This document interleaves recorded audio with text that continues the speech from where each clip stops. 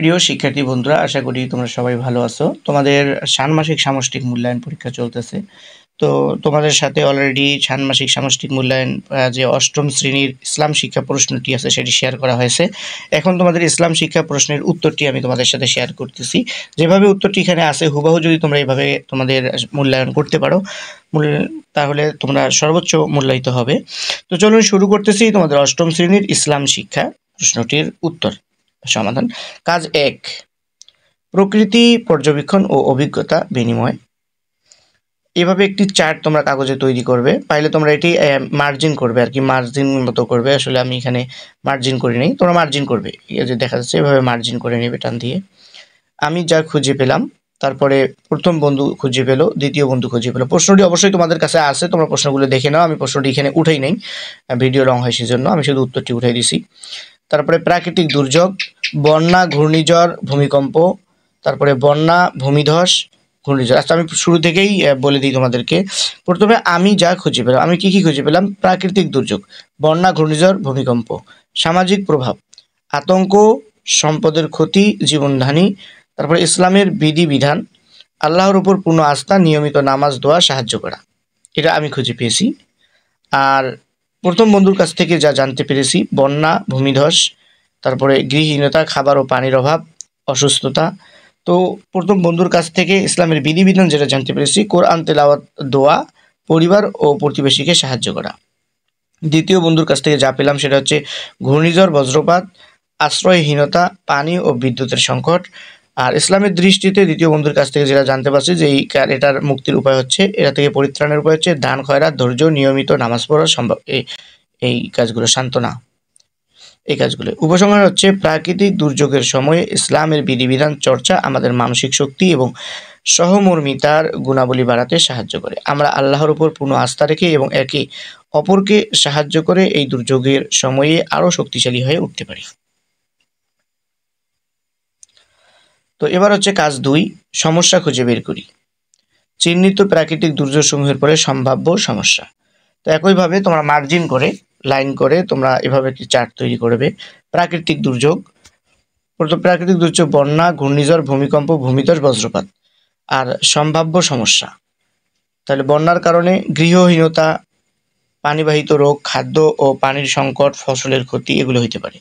আর ঘূর্ণিঝড়, ঘূর্ণিঝড়ের কারণে ঘরবাড়ি ধ্বংস, আশ্রয়হীনতা, বিদ্যুৎ ও পানির সংকট, যোগাযোগ বিচ্ছিন্ন হতে পারে। তারপরে ভূমিকম্প, গৃহ ধ্বংস, প্রাণহানি, চিকিৎসা সেবা ব্যাহত হতে পারে।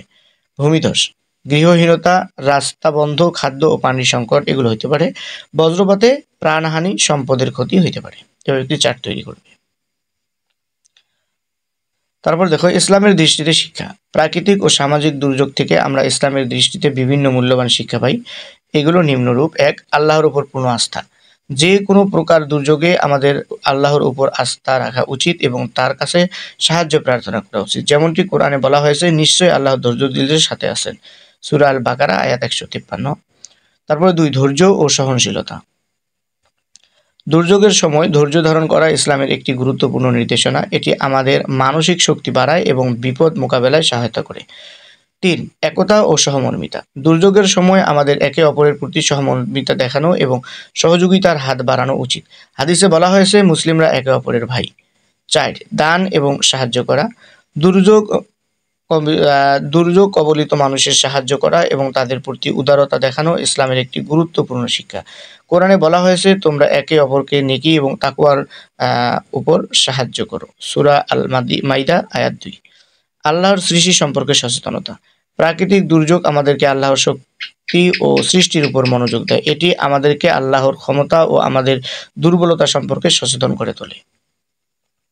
তারপরে ৩ হচ্ছে কাজ ৩, সমস্যা সমাধানে ইসলামের নির্দেশনার আলোকে করণীয় নির্ধারণ। যে সমস্যাগুলো হবে এগুলো ইসলামের আলোকে কিভাবে সমাধান করা যায়। ৪ জন বন্ধুর সাথে আলোচনা করে দুর্যোগপূর্ণ বিভিন্ন পরিস্থিতির মোকাবেলায় ইসলামের বিধিবিধান অনুযায়ী করণীয় ছকে উপস্থাপন।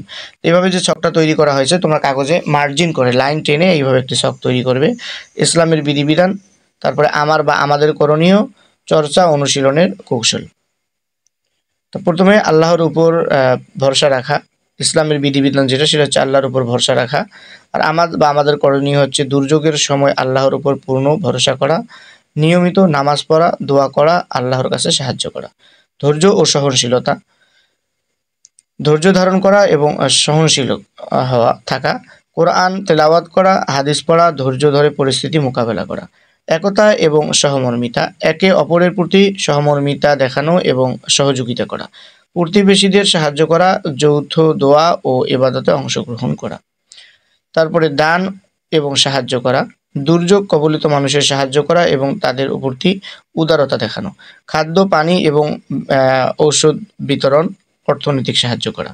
আল্লাহর সৃষ্টি সম্পর্কে সচেতনতা, আল্লাহর শক্তি ও সৃষ্টির উপর মনোযোগ দেয়া, প্রাকৃতিক প্রতি যত্নশীল থাকা, পরিবেশ সংরক্ষণ করা। তো শিক্ষার্থী বন্ধুরা, কাজ 4 হচ্ছে মানুষ ও প্রাকৃতিক কল্যাণ,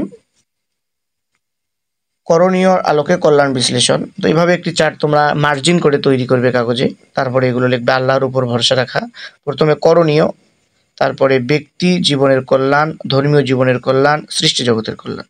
সুন্দর করে লিখবে, চার্টে যা আছে যেভাবে আছে সেভাবে উঠাইবে। তারপরে কাজ 5, শিরোনাম প্রাকৃতিক দুর্যোগ মোকাবেলা ইসলামের বিধিবিধান ও নির্দেশনা। ভূমিকা, প্রাকৃতিক দুর্যোগ মানুষের জীবনে একটি অপ্রত্যাশিত ও চ্যালেঞ্জিং ঘটনা। এ সময় আমরা অনেক ধরনের বিপর্যয় সমস্যার সম্মুখীন হই। ইসলামের বিধিবিধান ও নির্দেশনার আলোকে প্রাকৃতিক দুর্যোগ মোকাবেলার মাধ্যমে আমরা আমাদের ব্যক্তিগত, সামাজিক, আধ্যাত্মিক জীবনের শান্তি এবং কল্যাণ জানতে পারি। নিম্নে এই বিষয়ে একটি বিস্তৃত প্রতিবেদন উপস্থাপন করা হলো। দুর্যোগের সময় করণীয়। 1. আল্লাহর উপর ভরসা রাখা। প্রাকৃতিক দুর্যোগের সময় আমাদের সর্বপ্রথম করণীয় হলো আল্লাহর উপর পূর্ণ আস্থা রাখা, ভরসা রাখা। পবিত্র কোরআনে আল্লাহ বলেছেন, যে ব্যক্তি আল্লাহর উপর ভরসা রাখে আল্লাহ তার জন্য যথেষ্ট। সূরা আল তালাক আয়াত হচ্ছে 65। এর মাধ্যমে আমরা মানসিকভাবে শক্তিশালী হতে পারি এবং যে কোনো প্রকার আতঙ্ক ও উদ্বেগ দূর করতে পারি। আল্লাহর উপর ভরসা রাখা আমাদের ব্যক্তিগত ও ধর্মীয় জীবনের জন্য অত্যন্ত গুরুত্বপূর্ণ। তারপরে 2. ধৈর্য এবং সহনশীলতা। ধৈর্য এবং সহনশীলতা ইসলামের একটি গুরুত্বপূর্ণ দিক। প্রাকৃতিক দুর্যোগের সময় ধৈর্যশীল করা এবং সহনশীল থাকা আমাদের মানসিক স্থিতিশীল বজায় রাখতে সাহায্য করে। পবিত্র কোরআনে আল্লাহ বলেছেন, নিশ্চয়ই আল্লাহ ধৈর্যশীলদের সাথে আছে। সূরা আল বাকারা। একতা এবং সহমর্মিতা। দুর্যোগের সময় আমাদের একে অপরের প্রতি সহমর্মিতা দেখানো এবং সহযোগিতার হাত বাড়ানো উচিত। হাদিসে বলা হয়েছে, মুসলিমরা একে অপরের ভাই। একে অপরের পাশে থেকে আমরা দুর্যোগ মোকাবেলা করতে পারি এবং সমাজে একতা ও সহমর্মিতা বৃদ্ধির মাধ্যমে শান্তি প্রতিষ্ঠিত করতে পারি। 4. দান এবং সাহায্য করা। ইসলামে দান ও সাহায্য করার উপর বিশেষ গুরুত্ব দেওয়া হয়েছে। দুর্যোগ কবলিত মানুষের সাহায্য করা এবং তাদের প্রতি উদারতা দেখানো আমাদের ধর্মীয় দায়িত্ব। কোরআনে বলা হয়েছে, তোমরা একে অপরের নেকি এবং তাকওয়ার উপর সাহায্য করো। সূরা আল মাইদা। 5. আল্লাহর সৃষ্টি সম্পর্কে সচেতনতা। প্রাকৃতিক দুর্যোগ আমাদেরকে আল্লাহর সৃষ্টির প্রতি সচেতন হতে এবং এর প্রতি যত্নশীল হতে উদ্বুদ্ধ করে। আল্লাহর সৃষ্টি সম্পর্কে সচেতন হয়ে আমরা প্রাকৃতিক সম্পদ সংরক্ষণ এবং পরিবেশের প্রতি দায়িত্বশীল আচরণ করতে পারি। এটি আমাদের সৃষ্টি জগতের কল্যাণের জন্য অত্যন্ত গুরুত্বপূর্ণ। তো শিক্ষার্থী বন্ধুরা, সর্বশেষ উপসংহার হচ্ছে, প্রাকৃতিক দুর্যোগের সময় ইসলামের বিধিবিধান অনুসরণ করে আমরা আমাদের ব্যক্তি জীবন, ধর্মীয় জীবন এবং সৃষ্টি জগতের কল্যাণ নিশ্চিত করতে পারি। আল্লাহর উপর ভরসা রাখা, ধৈর্য ধারণ করা ও একতা সহমর্মিতা প্রদর্শন করা, দান ও সাহায্য করা এবং আল্লাহর সৃষ্টি সম্পর্কে সচেতন হওয়ার মাধ্যমে আমরা একটি সুশৃঙ্খল এবং সমৃদ্ধ সমাজ গঠন করতে পারি। ইসলামের এই শিক্ষা ও নির্দেশনা আমাদের জীবনের সকল দিককে আলোকিত করতে এবং প্রাকৃতিক দুর্যোগ মোকাবেলায় আমাদেরকে সহায়ক হতে পারে।